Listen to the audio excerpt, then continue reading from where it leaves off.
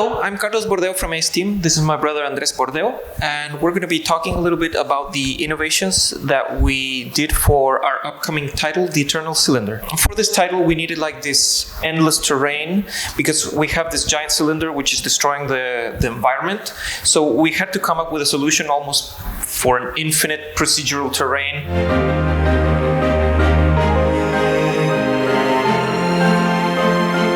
When you have an endless world that's full of all kind of dynamic stuff, and you have to make sure that everything is completely destructible, we couldn't use the same approach to destroy every different things because we had components that you'd expect to break in very different ways when they are crushed by this giant structure. So we had to rely on physics, which we had to optimize quite a bit, but we have fully dynamic destructible like rocks and all these kind of structures.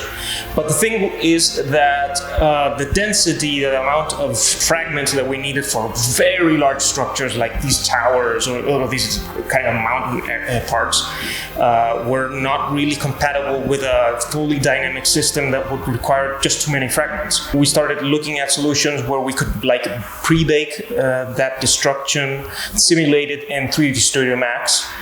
We baked the vertex positions of every frame of the destruction of these very large structures into a big texture.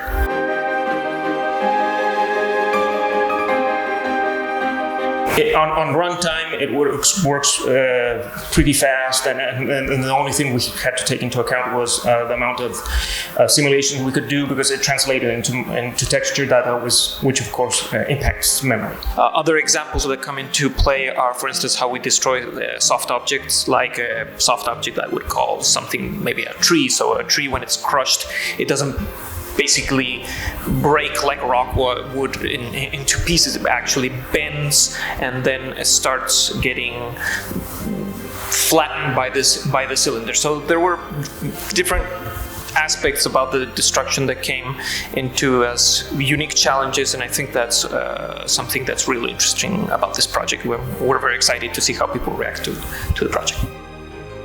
Very excited about the project, which should be launching in the first half of this year, and looking forward to people's response to the game. But we're also having an open beta, so please join, and we hope you like what you see when the game launches.